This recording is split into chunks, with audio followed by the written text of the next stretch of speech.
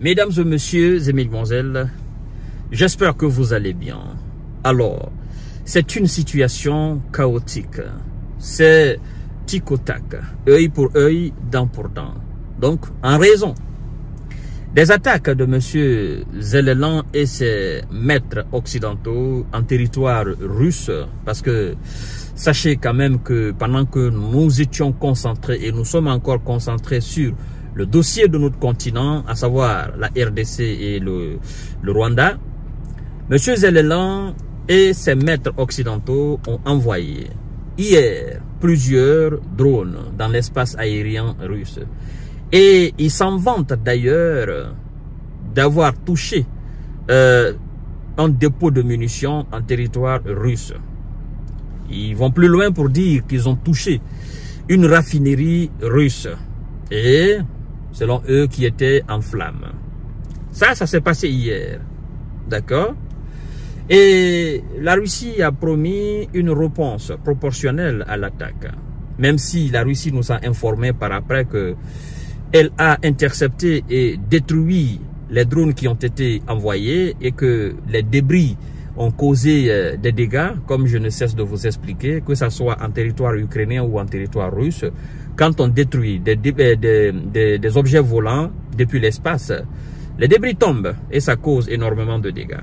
Et donc, aujourd'hui, 30 janvier 2025, le ministère de la Défense ukrainienne, donc l'armée de l'air ukrainienne, nous a fait état, n'est-ce pas, de confrontation avec plus de 81 drones de la part de la Russie. C'est-à-dire que la Russie a envoyé plus de 81 drones dans plusieurs directions, donc dans plusieurs villes, notamment la ville de Soumy qui fait les frais et qui paye voilà, a pris vraiment très cher toutes ces actions aériennes de la part de M.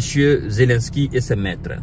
Donc, pour le moment, on nous informe que 6 personnes du côté ukrainien seraient envoyées au repos définitif suite aux actions aériennes de la Russie.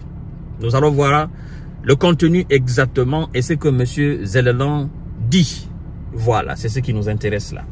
Mais avant de poursuivre le visionnage de l'émission, n'oubliez pas de partager la vidéo dans tous les groupes possibles. Continuez à vous abonner à notre chaîne YouTube KanteJ Visionnaire le vrai et activer la cloche de notification pour ne plus rater nos émissions. Mais aussi, nous vous invitons à vous abonner à notre nouvelle page Facebook que j'ai appelée le Géopolitologue. Voilà. Alors, mesdames et messieurs, on nous informe que 6 personnes ont été envoyées au repos définitif à Soumy après des opérations aériennes russes. Et M. Zelelan dit que c'est une tragédie épouvantable. C'est ce qu'il dit. Il continue en disant ceci. Donc, après l'opération aérienne de drones de la part de la Russie, sur plusieurs villes d'Ukraine qui a fait au moins, qui a envoyé 6 personnes au moins au repos définitif dans une zone qu'ils appellent la zone résidentielle de Soumy, dans l'est du pays, parlant de l'Ukraine, hein. Monsieur Volodymyr Zelelan a réagi sur Telegram. Et voici ce qu'il dit donc. Il dit, je cite, mesdames et messieurs, c'est une tragédie épouvantable, un crime russe épouvantable. Il est essentiel que le monde n'arrête pas de mettre la pression sur la Russie. Vous comprenez? Pour cette telle heure. Alors, fin de citation de ce que M. Zelensky dit. C'est quand même pathétique. C'est du 2 poids 2 mesures, n'est-ce pas? Je crois que ces maîtres sont fatigués de condamner la Russie. Parce qu'ils ont tellement condamné la Russie que les mots manquent.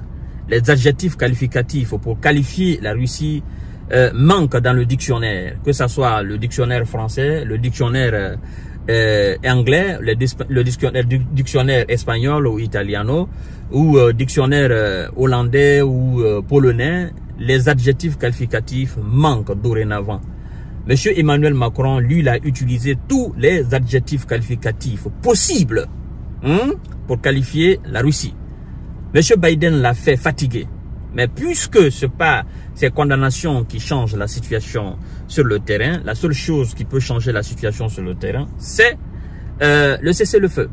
Et ils ne veulent pas entendre cela. Donc, Monsieur Zelensky, quand vous dites que c'est épouvantable et que le monde ne doit pas arrêter, n'est-ce pas, de mettre la pression sur la Russie, moi je vous pose évidemment la question. Je vous pose la question.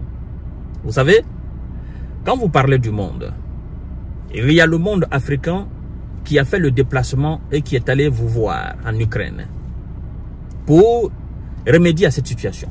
Vous avez dit que cette délégation africaine, elle était nulle et qu'elle était pro-russe. Le monde chinois s'est élevé.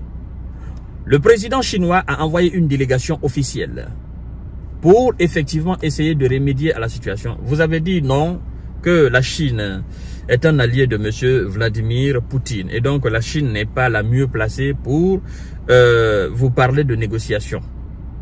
Alors, M. Lula, le président brésilien, donc une partie du Sud-Amérique, vous a proposé son aide.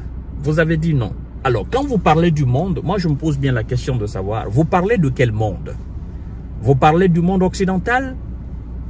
Le monde occidental qui doit continuer à mettre la pression sur la Russie?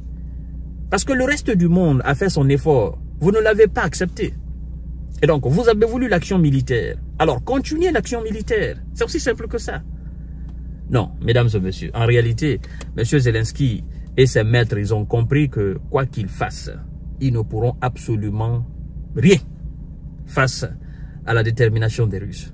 C'est ça la réalité. Et c'est pourquoi M. Trump va plus loin pour dire que M. Zelensky faisait face à une force redoutable. Bon, quand il parle de Zelensky, il parle de M. Biden. Il faut que vous compreniez cela. Quand M. Trump parle de M. Zelensky, il parle de M. Biden. Parce que, nu était M. Biden, M. Zelensky ne peut pas tenir tête. Il ne peut pas bomber le torche face à la Russie. Si ce n'est pas de l'aide américaine, des armes américaines, si ce n'est pas l'ambition surdimensionnée, l'ambition démoniaque de M. Biden et ses vassaux sur le continent européen, M. Zelensky ne peut pas bomber le torche. Et d'ailleurs, Zelensky était prêt à mettre un terme à la situation sur son pays, dans son pays du moins. Mais les Occidentaux, à la tête M. Biden, l'ont dit non, non, il ne faut pas faire, nous allons te donner des armes.